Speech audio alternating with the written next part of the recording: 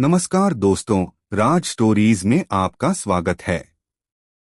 आज शुरू हो रहा है धर्मवीर भारती का अमर उपन्यास गुनाहों का देवता भाग 1। एपिसोड 1, इलाहाबाद का नगर देवता और चंदर का प्रभात।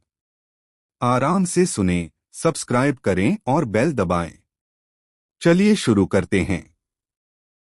अगर पुराने जमाने के नगर देवता की और ग्राम देवता की कल्पनाएं आज भी मान्य होती तो मैं कहता कि इलाहाबाद का नगर देवता जरूर कोई रोमांटिक कलाकार है।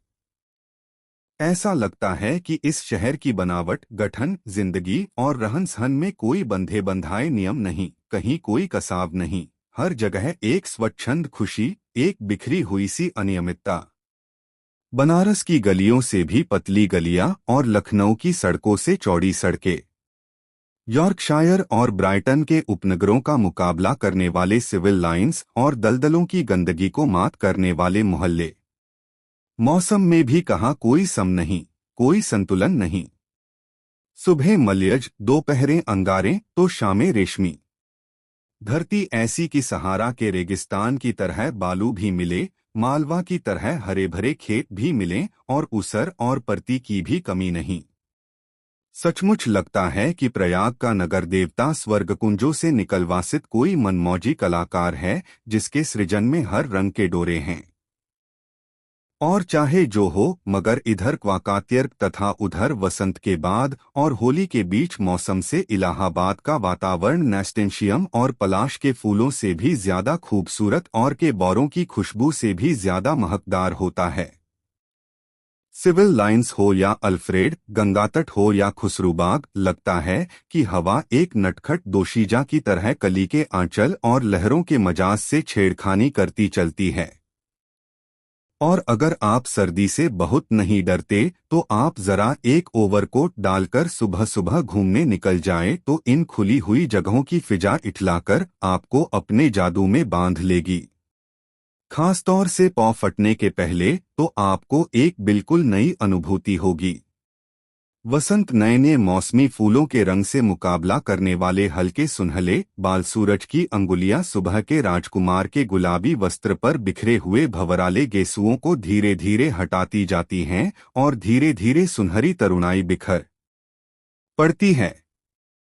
एक ऐसी ही खुशनुमा सुबह थी, और जिसकी कहानी मैं कहने जा रहा हूँ वह सुबह से भी ज्यादा मासूम युवक, प्रभाती गाकर फूलों को जगाने वाले देवदूत की तरह अल्फ्रेड पार्क के फूलों की सरजमी के किनारे किनारे घूम रहा था।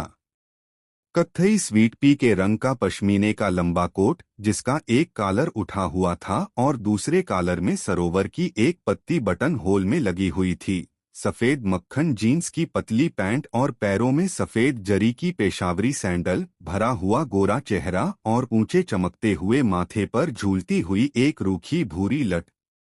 चलते चलते उसने एक रंग बिरंगा गुच्छा इकट्ठा कर लिया था और रुक रुक कर वह उसे सूंघ लेता था। पूरब के आसमान की गुलाबी पंखुड़ियां बिखरने लगी थीं और सुनहले पराग की एक बौछार सुबह के ताजे फूलों पर बरस रही थी। अरे सुबह हो गई, उसने चौंक कर कहा और पास के एक बेंच पर बैठ गया। सामने से एक माली आ रहा था। क्या जी, लाइब्रेरी खुल गई? अभी नहीं बाबूजी, उसने जवाब दिया। वह फिर संतोष से बैठ गया और फूलों की पंखुड़ियां नोचकर नीचे फेंकने लगा। जमीन पर बिखरने वाले सोने की चादर परत पर परत बिछाती जा रही थी और पेड़ों की छायाओं का रंग गहराने लगा था। उसके बेंच के नीचे फूलों की चुनी हुई पंखुड़ियां बिखरी थीं और अब उसके पास सफर एक फूल बाकी रह गया था। हल्के फालसी रंग के उस फूल पर गहरे बैजनी डोरे थे। होलो कपूर, सहसा किसी ने पीछे से कंधे पर हाथ रखकर कहा, यहाँ क्या झक मार रहे हो सुबह सुबह? उसने मुड़कर पीछे देखा। आओ ठाकुर साहब, आओ बैठो यार, लाइब्रेरी खुलने का इंतजार रहा हूँ। क्या यूनिवर्सिटी लाइब्रेरी चाट डाली? अब इसे तो शरीफ लोगों के लिए छोड़ दो। हाँ हाँ, शरीफ लोग ही के लिए छोड़ रहा हूँ। डॉक्टर शुक्ला की लड़की है, वह इसके मेंबर बनना चाहती थी तो मुझे आना पड़ा। उसी का इंतजार भी कर रहा हूँ। डॉक्टर शुक्ला तो पॉलिटिक्स डिपार्टमेंट में नहीं, गवर्नमेंट साइकोलॉजिकल ब्यूरो में, और तुम पॉलिटिक्स में रिसर्च कर रहे, नहीं इकोनॉमिक्स में। बहुत अच्छा। तो उनकी लड़की को सदस्य बनवाने आए हो? कुछ अजब स्वर में ठाकुर ने कहा। हाँ हाँ, कपूर ने हंसते हुए कुछ अपने को बचाते हुए कहा, यार तुम जानते हो कि मेरा उनसे कितना घरेलू संबंध है। जब से मैं प्रयाग में आया हूँ उनके सहारे हूँ, और आजकल तो उनके यहाँ पढ़ता लिखता भी हूँ। ठाकुर साहब हंस पड़े। अरे भाई, मैं डॉक्टर शुक्ला को जानता नहीं क्या? उनका सा भला आदमी मिलना मुश्किल है। तुम सफाई व्यर्थ में दे रहे। ठाकुर साहब यूनिवर्सिटी के उन विद्यार्थियों में से थे जो बरायनाम विद्यार्थी होते हैं, और एमए तक वे यूनिवर्सिटी को सुशोभित करते रहेंगे, इसका कोई भय नहीं।